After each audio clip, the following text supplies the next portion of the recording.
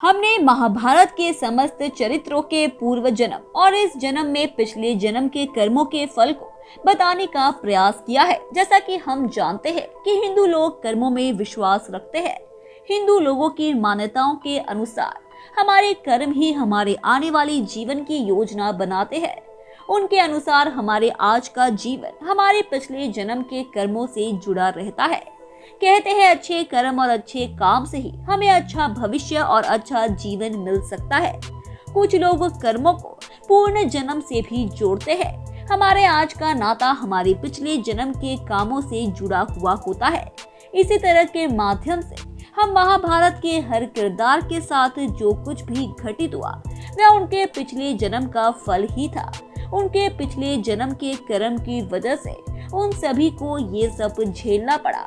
आइए हम महाभारत के कुछ ऐसे ही किरदारों के बारे में बताते हैं जो अपने पिछले जन्म के कर्मों के कारण महाभारत का हिस्सा बने। सबसे पहले बात करेंगे भीष्म की। महाभारत में भीष्म एक मुख्य किरदार थे। इसमें भीष्म के बारे में बताया है। भीष्म का जन्म पहले वसुस के रूप में हुआ था। वह एक बार अपनी पत्नी प्रभावसा के साथ गुरु वशिष्ठ के आश्रम गए। वहां उनकी पत्नी की नजर एक सुंदर सी गाय पर पड़ी जिसे पाने की वो जिद करने लगी। वसुस ने उन्हें बहुत समझाया कि ये किसी और की है, मगर वह ना मानी। वसुस ने वो गाय उन्हें दे दी। ये गाय गुरु वशिष्ठ की थी। जब उन्हें इस बात का पता चला तो उन्होंने वसुस को श्राप दे दिया कि अगले जन्म में वह इंसान के रूप में जन्म लेंगे जो अनंत काल तक जीवित रहेगा। इसके बाद भीष्म का जन्म गंगा और शांतनु के 8वें पुत्र देवव्रता के रूप में हुआ। बाद में उनका नाम भीष्म पड़ा। भीष्म के पिता शांतनु बहुत ही जल्दी दूसरी स्त्री पर मोहित हो जाया करते थे। एक बार वे राजा चेदी जो कि मछली पकड़ने वाले थे उनकी बेटी सत्यवती के रूप से मोहित हो गए और उनके पिता से विवाह का आग्रह किया। राजा ने ये शर्त रखी कि सत्यवती का पुत्र ही हस्तिनापुर का राजा बनेगा, तभी वे अपनी बेटी की शादी उससे करेंगे।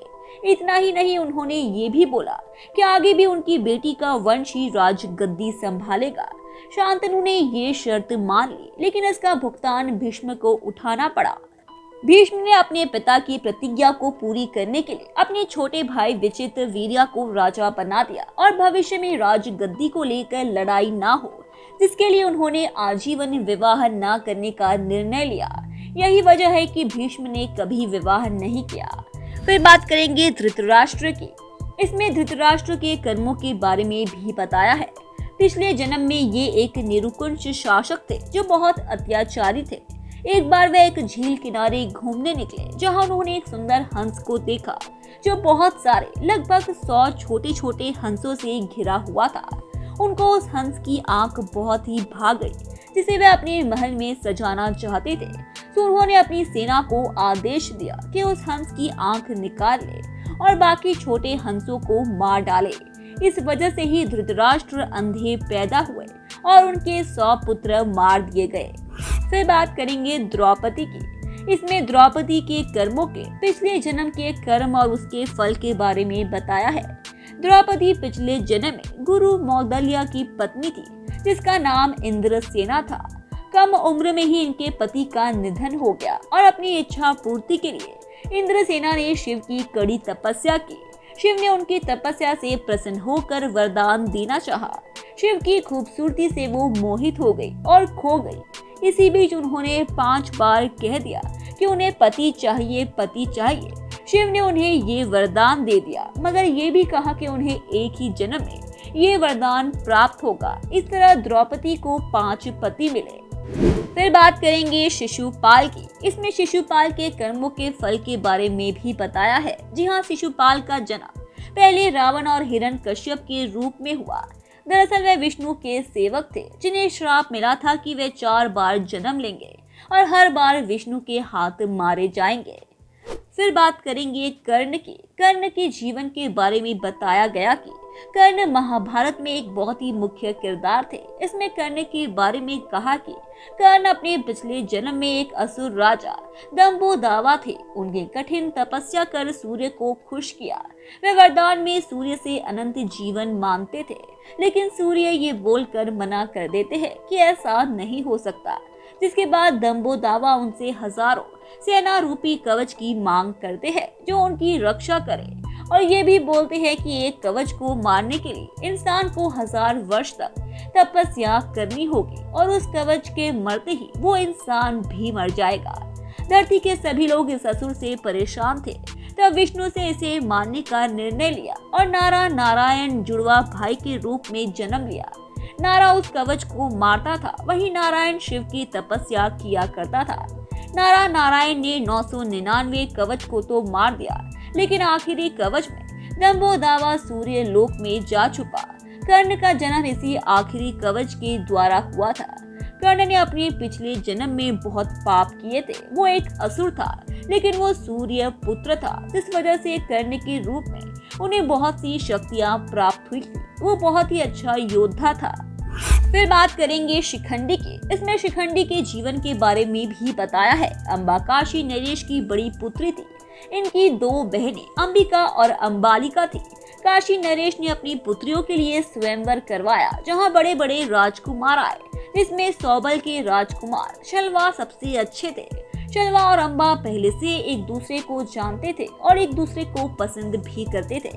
अंबा ने पहले ही सोच लिया था कि वो शलवा को अपना पति चुनेंगे। स्वयंवर चलता ही होता है, तभी वहाँ भीष्म आ जाते हैं। भीष्म वहाँ अपने छोटे भाई विचित्रवीर्य की शादी के लिए उस स्वयंवर में आते हैं। यहाँ आकर वो काशी नरेश से कहते हैं कि मैं हस्तिनापुर का राजा और अपने छोटे भाई विचित्रवीर्य की तरफ से आया हूँ। हमेशा से काशी की राजकुमारियों की शादी हस्तिनापुर में होते आई है और आप इस स्वयंवर के द्वारा उस नियम को तोड़ रहे हो और हमें अपमानित कर रहे हो।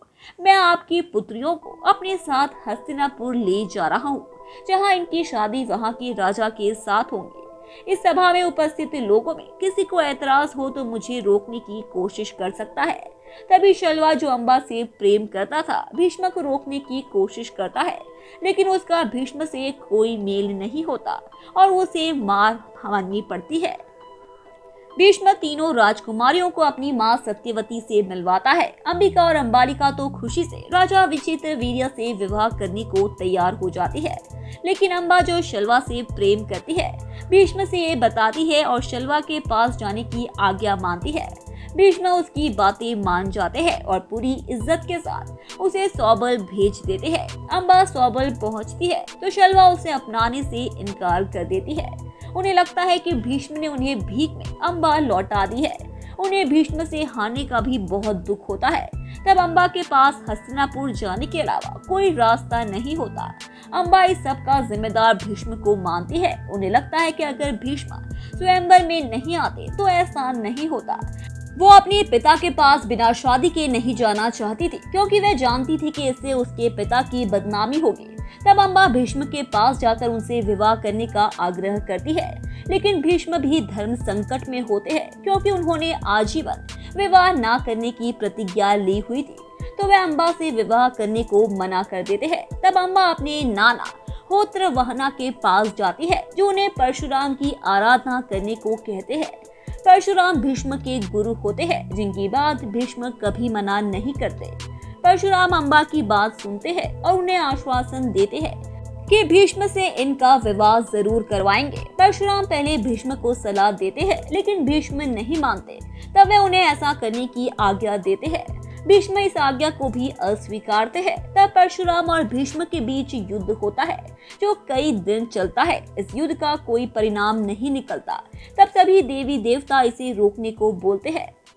फिर बात करेंगे विदुर की। इसमें विदुर के समस्त जीवन के बारे में भी बताया है। मंडूक मुनि के श्राप के कारण इनका जन्म शूद्र परिवार में हुआ था। ये यमराज का रूप थे। मंडूक मुनि ने इन्हें इसलिए श्राप दिया था क्योंकि इन्होंने धोखे से बेकसूर लोगों को मार दिया था। विदुर धृतराष्ट्र और पांडव के सौतेले भाई थे।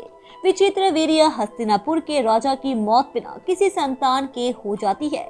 सत्यवती को अपने कुल वंश की चिंता होती है। उन्हें लगता है कि अब वंश कैसे बढ़ेगा। तब सत्यवती भीष्म से विचित्रवीर्य की पत्नी अंबिका और अंबालिका से विवाह करने को कहती है, लेकिन भीष्म अपनी प्रतिज्ञा के चलते मना कर देता है और उन्हें अपने एक और पुत्र व्यास को बुलाने को बोलते हैं। व्यास बहुत बड़े ज्ञानी और तपस्वी होते हैं। सत्यवती व्यास को अपने ज्ञान और तप से अंबिका और अंबालिका को गर्भवती करने को बोलते हैं। व्यास अपनी माँ की बात को मना नहीं कर पाते और अंबिका और अंबालिका को एक एक कर अकेले अपने पास बुलाते हैं। पहले अंबिका व्यास के पास जाती है। अंबिका महान योगी व्यास के सामने डर जाती है और अपनी आंखें बंद कर लेती है, जिस वजह से उनका बेटा अंधा होता है जो धृतराष्ट्र होता है। अब अंबालिका जाती है। अंबालिका बहुत डरी, सहमी और कमजोर हो जाती है। इस वजह से उनका बेटा कमजोर पैदा होता है जो पांडव होता है। तीसरी बार अंबिका और अंबालिका अपनी जगह किसी दासी को भेज देती है। वो दासी पूरी हिम्मत और विश्वास के साथ जाती है, जिसकी वजह से उसका बेटा तंदुरुस्त होता है, जिसका नाम विदुर होता है। विदुर की माँ शूद्र होती है। विदुर ने अपनी पूरी शिक्षा भीष्म से ग्रहण की थी और वे उन्हें ही अपना पिता मानते थे। अच्छी जाति और ऊंचे खानदान में जन्म न होने के कारण विदुर को हमेशा नकारा गया। वे धृतराष्ट्र और पांडव से बड़े थे और राजा बनने के लिए सबसे उपयुक्त थे, तब भी वे नहीं बन सके। धृतराष्ट्र के अंधे होने की वजह से पांडव को राजा बनाया गया, जिसका समर्थन विदुर ने भी किया। विदुर हस्तिनापुर के महामंत्री थे, जिनसे पूछे बिना राजा कोई काम नहीं करता था। पांडव की मौत के बाद धृतराष्ट्र राजा बने और विदुर उनके महामंत्री। कहते हैं कि विदुर धृतराष्ट्र का दाया हाथ हुआ करते थे। उनसे पूछे बिना कोई भी निर्णय नहीं लिया जाता था। विदुर बहुत ही ज्ञानी पुरुष थे। अर्जुन और कृष्ण महाभारत के अहम कैरेक्टर है। इनके माध्यम से उनके जीवन में प्रकाश डालने का प्रयास किया गया।